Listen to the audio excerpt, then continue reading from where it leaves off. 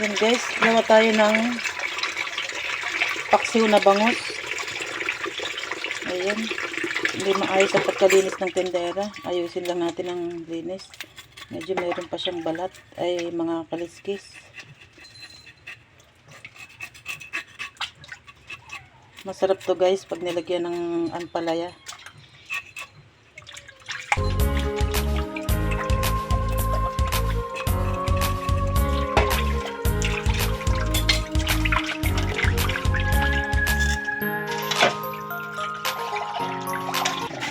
Kaya na ako anak labayan.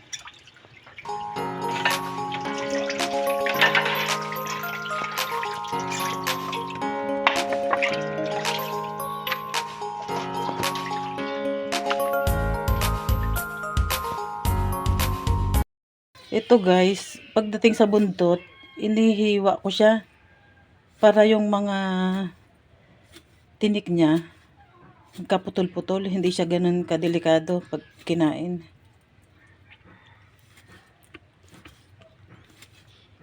Natutunan ko lang din to sa isang kaibigan, tinuro niya sa akin.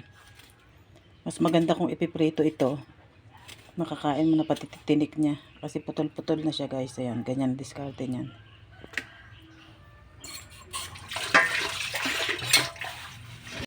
Guys, paghalo-haloin na natin siya.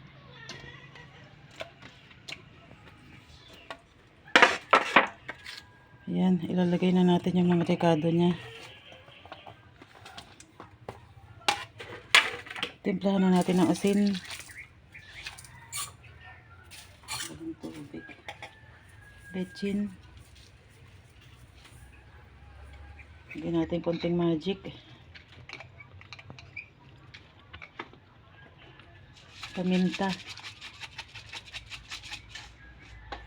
Ayan. Lagyan natin ng suka.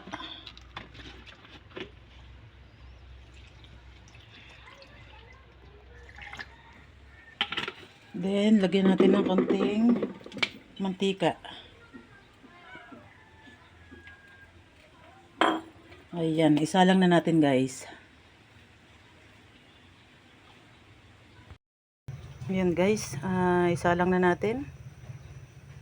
Medyo malakas ang apoy. Then, pagka kumukulo na siya, saka natin hinaan para dahan-dahan lang ang pagkaluto niya guys.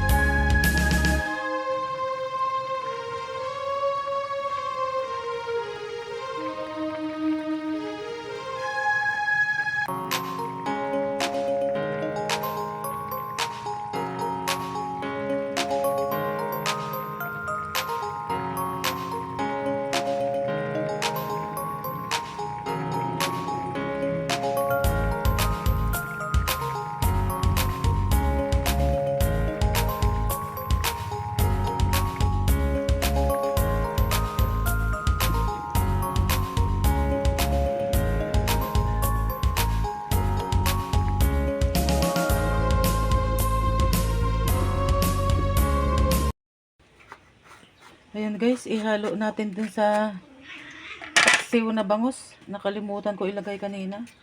Meron pa pala ako dito. Masarap to sa paksiw. Buti na alala ko guys. Malapit na maluto yung paksiw ko. Ngayon ko lang naalala. Pwede pa naman siya ihabol.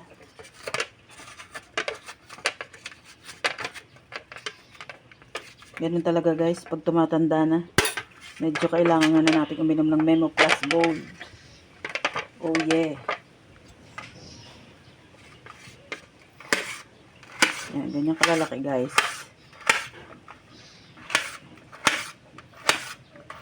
Dahil nagmamadali ako, pinggan na lang ginawa ko, sangkalan. Pwede naman siya.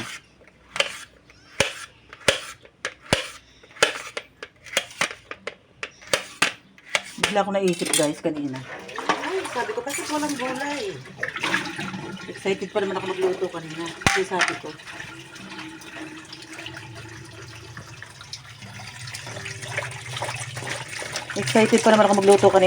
ko, masarap itong ampalaya sa paksiw. Bigla nakalimutan. Ayan, may habol na lang guys. Ayan kasi, dapat kasi guys, bago magluto, naka-prepare lahat para walang nakakalimutan, di ba? Ayan, dapat ito sama-sama eh. Yan, nakalimutan ni Belen Wonder Vlog. Pero habol pa naman siya guys. Ayan, konting kulo lang to eh. Masarap to, medyo half cook.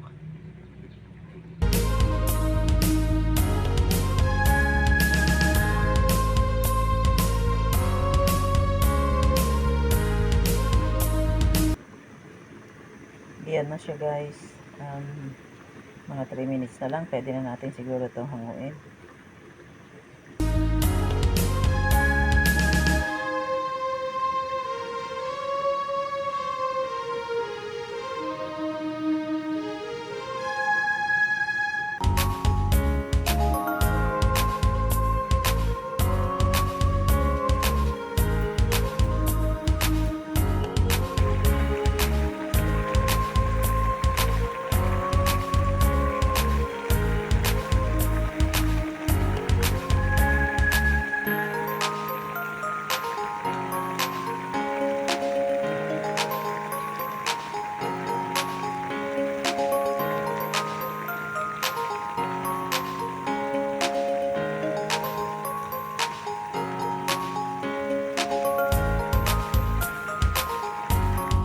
Yan guys, luto na ang ating paksiw na bangus with ampalaya. Tara, let's eat. It's yummy. Thank you guys for watching. God bless. Mua mua.